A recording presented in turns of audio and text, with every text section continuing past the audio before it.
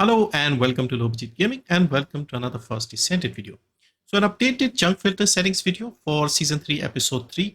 Dia is coming out in a few days. We are probably going to be searching for a reactor for her, maybe even an external component set.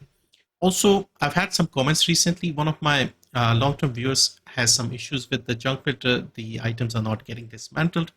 Also with the new boost event that they'll be dropping with episode 3. A lot of new players will be getting a dog. So they're giving the Hagios sheepdog.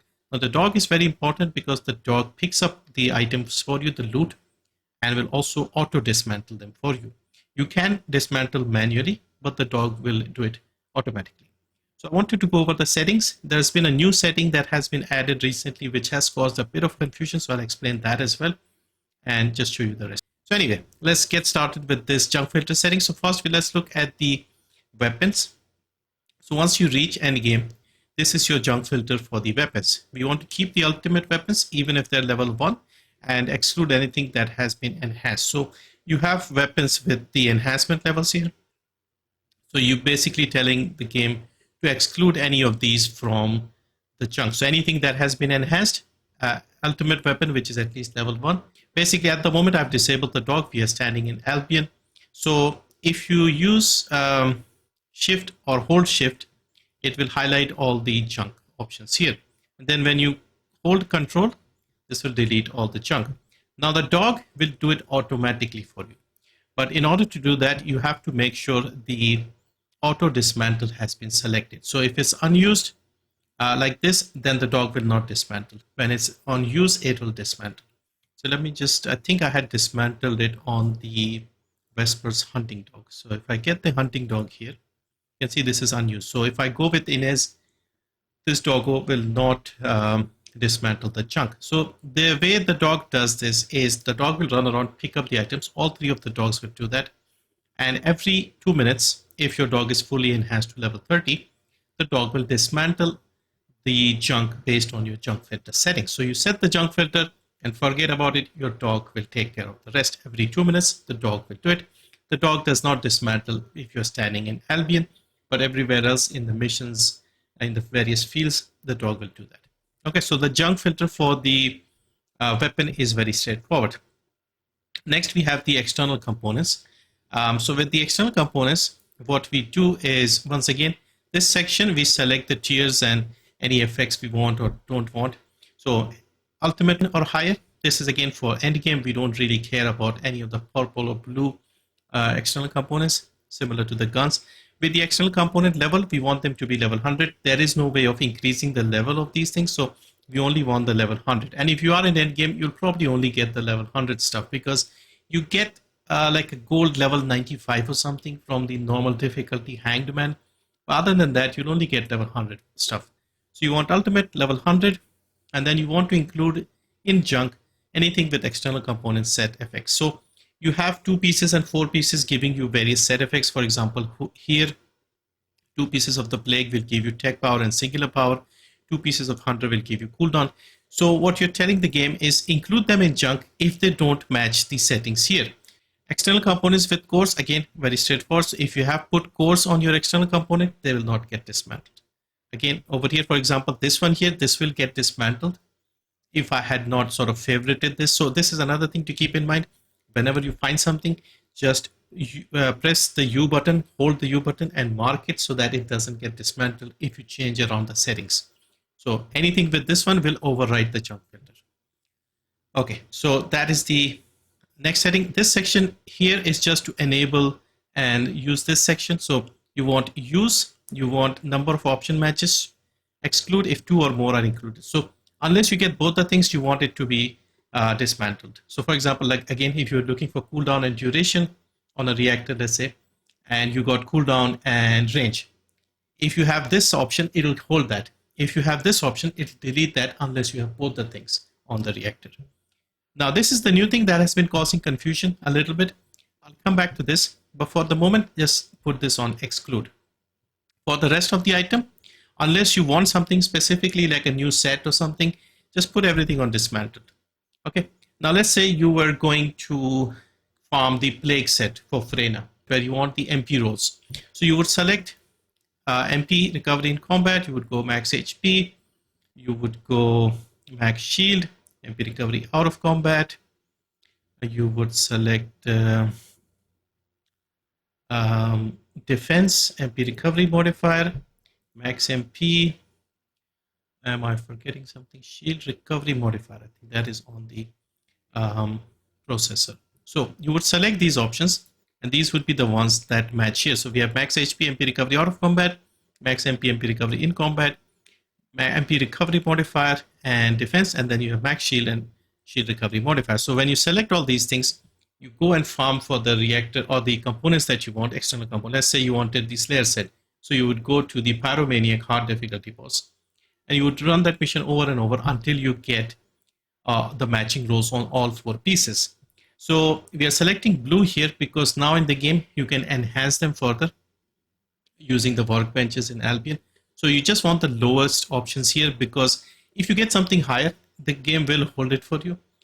But minimum you want is like the 2 things to match. So it's easier to match, let's say, 2 blue items, and then you might get something better instead of having 2 gold options here, which would be harder to get.